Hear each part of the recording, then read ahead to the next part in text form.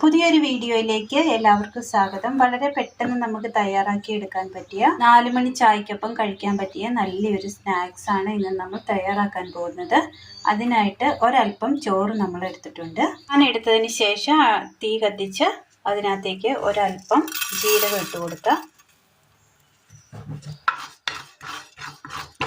ജീരകം ഒന്ന് ചെറുതായിട്ടൊന്ന് ചൂടാക്കി എടുക്കാം.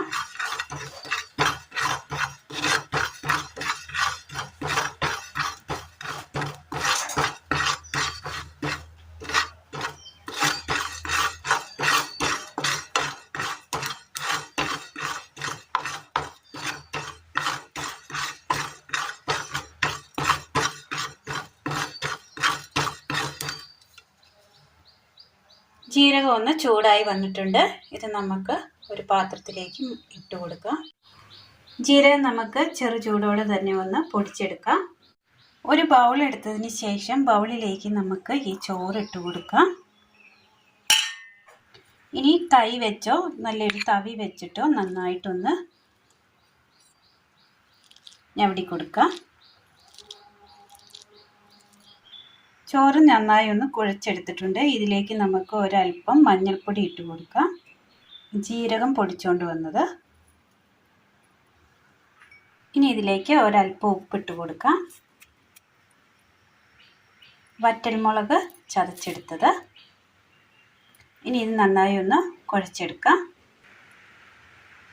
ഇതുപോലെ നമ്മൾ നന്നായി ഒന്ന് കുഴച്ചെടുത്തിട്ടുണ്ട്.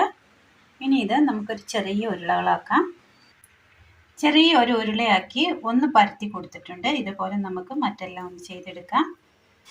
ഇതുപോലെ നമ്മൾ പരത്തിയെടുത്തിട്ടുണ്ട്.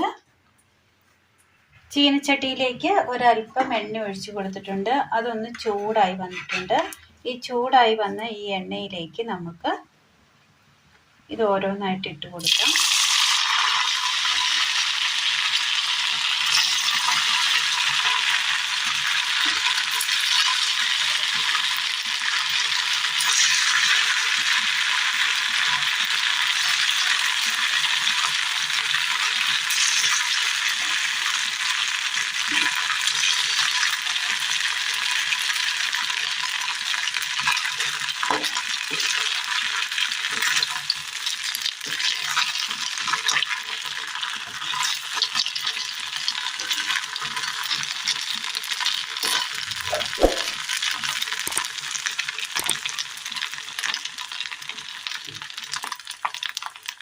നന്നായി ഒന്ന് മൊരിഞ്ഞ് കിട്ടിയിട്ടുണ്ട്. നമുക്കത് കോരി മാറ്റാം.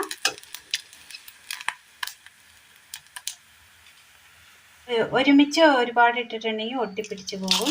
അതുകൊണ്ട് കുറച്ച് ഇട്ട് കൊടുത്താൽ മതി. ഒരല്പം ചോറുണ്ടെങ്കിൽ നമുക്ക് പെട്ടെന്ന് തയ്യാറാക്കിയെടുക്കാൻ പറ്റിയ നല്ലൊരു 4 മണി സ്നാക്സ് ആണ്. നല്ല ക്രിസ്പിയാണ്. വളരെ സിമ്പിളായി പെട്ടെന്ന് നമുക്ക് തയ്യാറാക്കിയെടുക്കാവുന്ന നല്ലൊരു സ്നാക്സ് റെസിപ്പിയാണിത്. എല്ലാവരും ഒന്ന് ചെയ്ത് നോക്കണം. വീഡിയോയെക്കുറിച്ചുള്ള അഭിപ്രായങ്ങൾ കമൻറ്റ് ബോക്സിൽ അറിയിക്കുവാൻ മറക്കരുത്.